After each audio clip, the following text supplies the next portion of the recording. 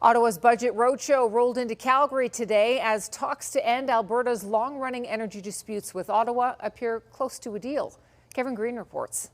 The federal finance minister brought his sales pitch for Ottawa's new budget to Calgary, highlighting what the feds call a plan for a stronger, cleaner economy. The fact that the prime minister changed the tone to talk about an energy superpower in both clean and conventional energy, I think has really changed how people perceive these things. I think even people I would see at the grocery store, they understand today the nexus between economic security, energy security, and national security. Champagne told Calgary business leaders the government is working closely with the province to finalize deals on energy and emissions.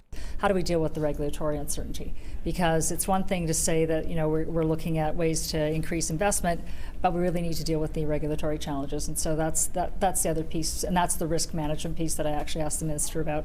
But the energy sector, I think, is encouraged. Champagne's message comes as talks between Ottawa and Alberta over oil and gas caps, pipelines, and tanker policy edge towards a possible deal. Last week, Danielle Smith was all smiles meeting Carney, and on her weekend radio show, she hinted a deal is imminent. We've been going back and forth now daily on a memorandum of understanding, and I hope that we're able to iron out some of the differences that we have in time for Grey Cup or shortly after. But Monday in Fredericton, the Prime Minister said it will likely be sooner than that. They're built with Indigenous partners, they're consistent with their climate goals, and they have a real economic return.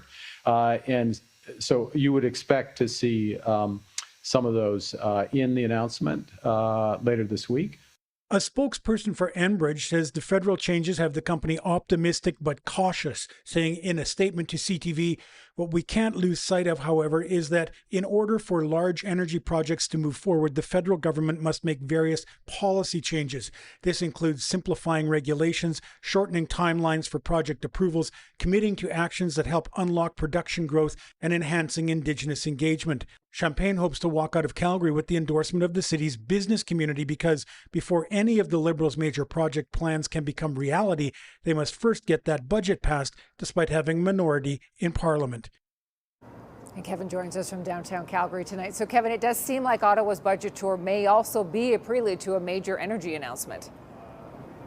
Well, judging by the sheer number of cabinet ministers that are making their way through this province, it sure seems like something is imminent, and we should get a better understanding of that later this week. On Thursday, the Prime Minister this morning said that Thursday is the day that he'll be unveiling the next round, the next tranche of projects, energy or projects in the country.